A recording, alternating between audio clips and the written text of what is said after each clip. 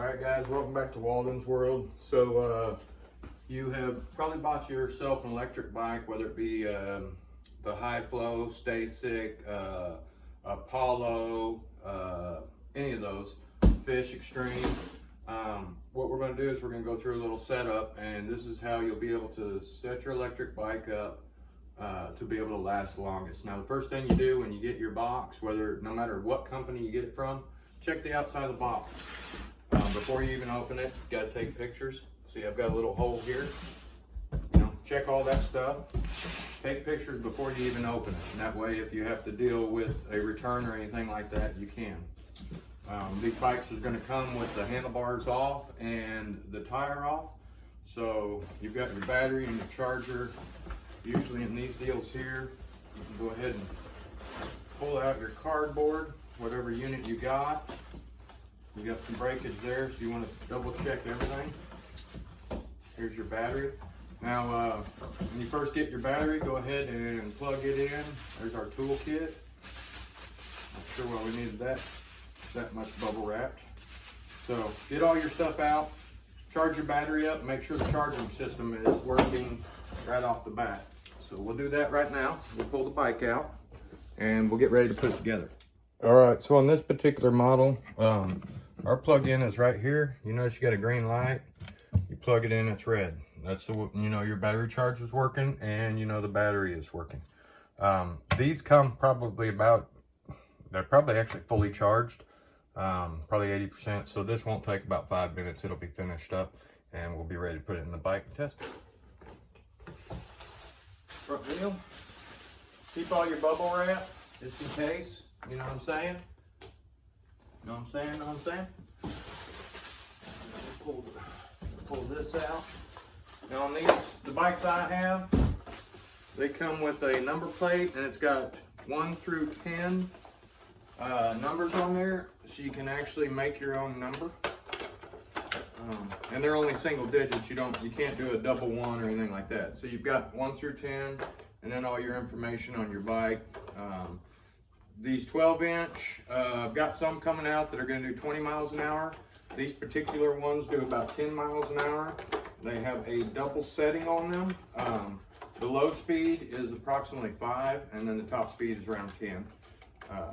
And then the 16-inch, they go up to 14 miles an hour. It's the same as the stacyc.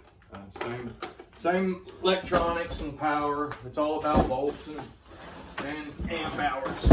So it is what it is.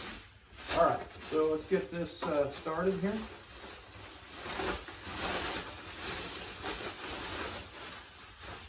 I guess I ordered this one with no stickers on it. It's just, we're calling this one the Black Mamba. I need to get something to cut that, so we'll get that cut. Time out. Okay, guys, so this is obviously come straight from China, just like all your other models. I don't care if stacyc or whatever, don't let them lie to you, they're coming from China. This one's a little bit nicer. It's got the disc brake on the rear. So here are the issues on why your bikes are not lasting. It's just assembly. This is so tight, it don't even want to turn. So on this, when you tighten this cap, that pushes that neck down.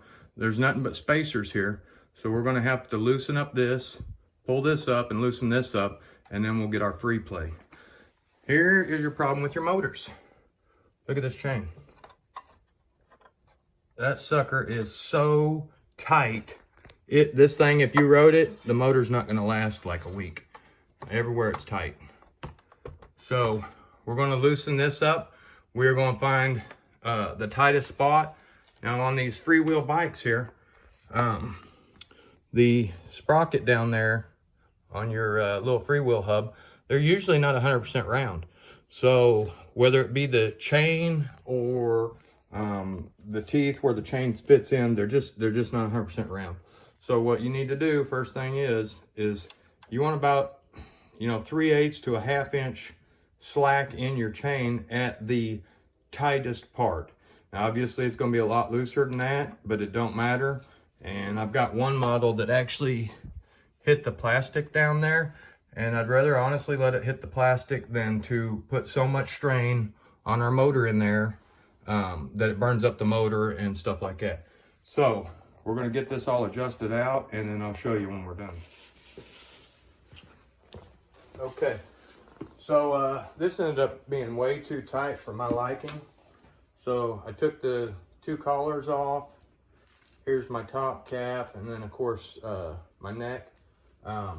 And I just took me a rubber mallet. There's no screw or anything on here. Tap that down. I got all that loose. So I'm going to reassemble all this. And there's a washer on this particular one in there. Make sure you're not losing anything. Because I did not like the way it was hitting the bearings. And this is something that you know, may need to get ready to do. So be prepared on that. And make sure you get everything lined back up. That feels a lot better. I'm going to go ahead and start clamping one down so it don't move on me. Container cap back in.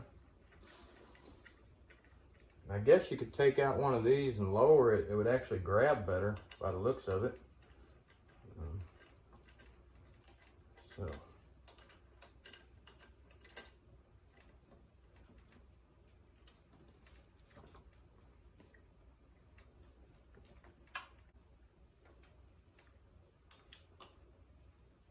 Just do an 1/8 a turn at a time.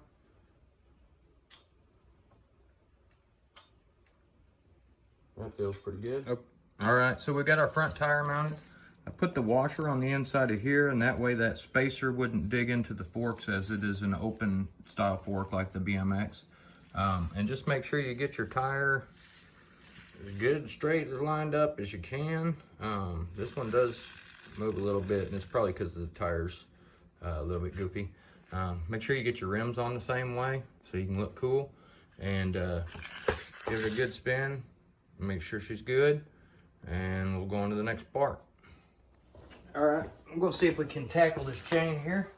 So you've got some, looks like 10 millimeters on the back that do the tension, which we will have to loosen them off to get what we need out of it. And the nut on the other side was not even tight at all. I just took it off with my fingers. Sketchy. These don't come with a 10 millimeter, so I gotta go find some tools.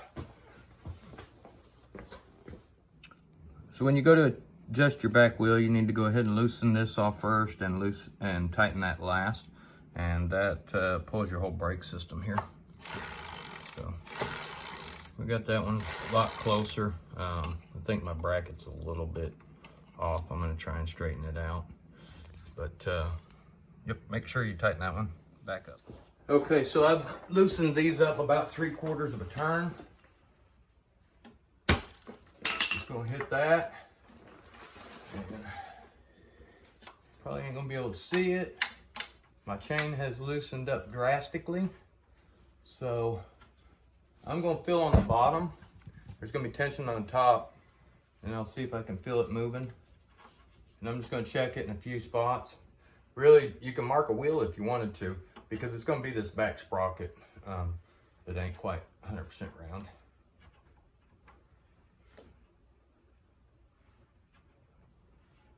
Check it as many times as you have to. This actually don't feel bad right here. I think I'm going to run with this. I really like it right here. I'll show you here in a second. So I'm gonna tighten these up, and then I'll go back and tighten my adjusters just a little bit, and that way it keeps tension on my chain. Very important, every time your kid runs your bike, so think about this. If you hammered the brakes, the chain and all that, it can pull the wheel backwards. It'll pull it backwards. It'll tighten up the chain if it happens to slip. So double check that. And then now I got this tight. So is that my brakes? That's my brakes. I can loosen these off a little bit. Make sure my rotor ain't bent.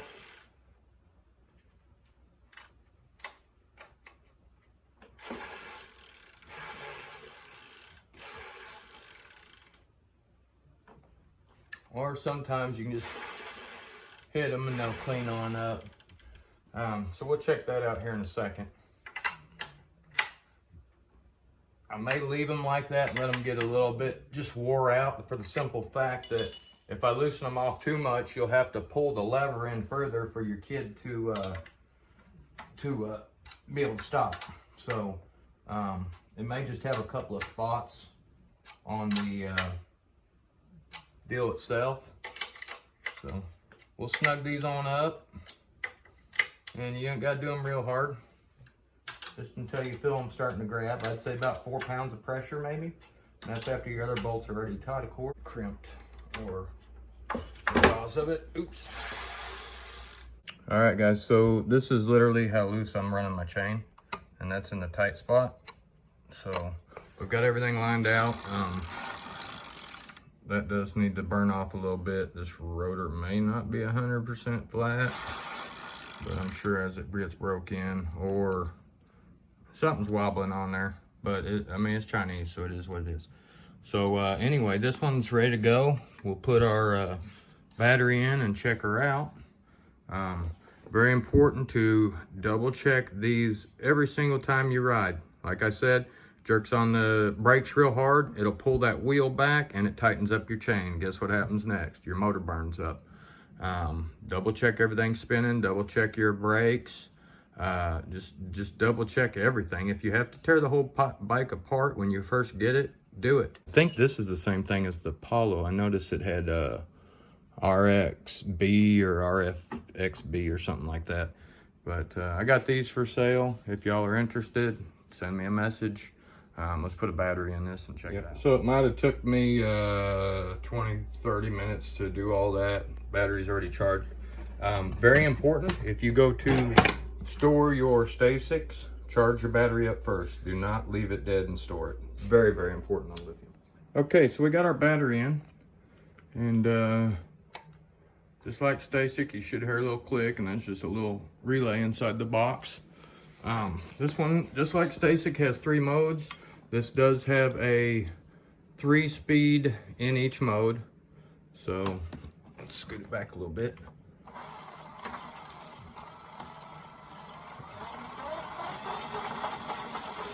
So there's 4th gear there. And you notice the chain's bobbing up and down, and that's because that sprocket is not running. So on these particular models, right down there, we got the ramp them up button.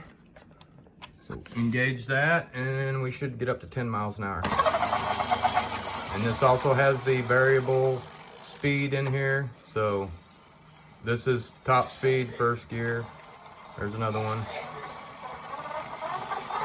This actually looks like it has 100% variable rate in here. I think a couple of them have only 3 gears, but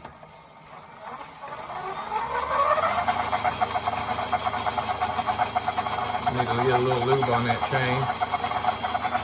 But there you go. How to set it up for longevity. Make sure everything's good. I need to work a little bit on this and loosen up the brake pads, but she's good. Make sure if you store your batteries that you store them charged, and don't have them connected to your bike. When you put this in, electricity's automatically going to your control box. It don't turn on until you hit the switch, but you've still got juice going into your box. So to save it for longevity, store the battery off the bike and keep it charged. Double check your brakes, all your nuts every time, and just have a good time. If y'all have any questions about these bikes, let me know. I do have a computer. I'll be testing these, and I'll have a video of all the breakdowns of all the errors and stuff of the different brands. So I'm compiling the information on that right now. But y'all like, subscribe, hit the notification button, leave a comment if I helped you out. If you have any questions, leave a comment. We're out of here.